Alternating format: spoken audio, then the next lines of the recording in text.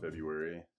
The newsletter, I guess, was not accepted activity, so we didn't have one in January. But during the shutdown, I just want to thank everybody for their legislative efforts because everything made a difference. The emails, the phone calls, the handwritten letters, the pay stubs, all that stuff made a difference. They have NACA's people on the Hill that, tell them stuff, and that was part of what caused the Republicans to have two separate meetings about the impacts of the shutdown and kind of what they needed to do. So, everybody that volunteered to do anything, leafleting, all that stuff, it all worked together to make a difference. There were some questions about why we targeted Republican senators only, and it has nothing, there's no partisan reason to that at all. We were just, as a union, trying to end the shutdown any means possible. And the fastest route to that was that bill that already had the support of the House. We just needed to sway or try to sway some Republican votes to support that, to get that bill to go through. Ultimately, it did not, but it did have some bipartisan support. Whereas if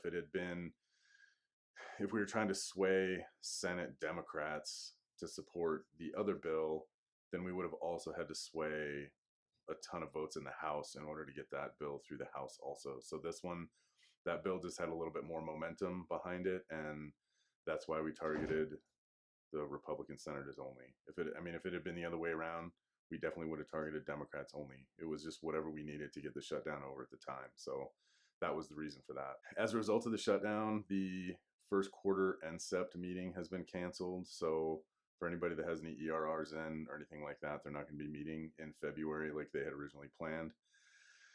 They don't have a date set for the first one yet, but they are actually still going to try and get 4 meetings in for 2019. So obviously, I think that February 15th date is still kind of hanging out there for some of the meetings and programs. So we'll just kind of wait and see what happens with that. The NACA lawsuit, I know some of you have seen the actual snail mail copies to opt in. It's a NACA members only opt in. So if you have people in the area who aren't dues paying members asking about it, in order to opt in, they're going to have to become a member to do that. So otherwise, they don't have the opportunity for that. I know there's some other lawsuits out there, different federal agencies and stuff like that. They have opt-ins also, but don't opt into those because you can only be a part of one of those lawsuits because they're all about essentially the same thing.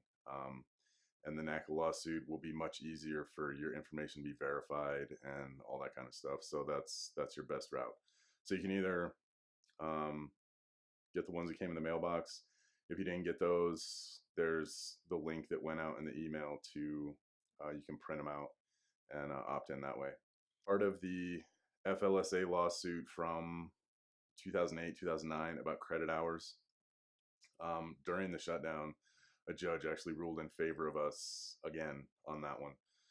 So I think the DOJ is out of appeals on that one. So there should be some type of resolution come down when their 45-day window runs out to file appeals. I guess there is actually one appeal left, but it would be like a panel of 14 judges or something like that. And they're not going to go take that route, they don't think. So March 9th, I think, is the date for that. So we should see something come out about that.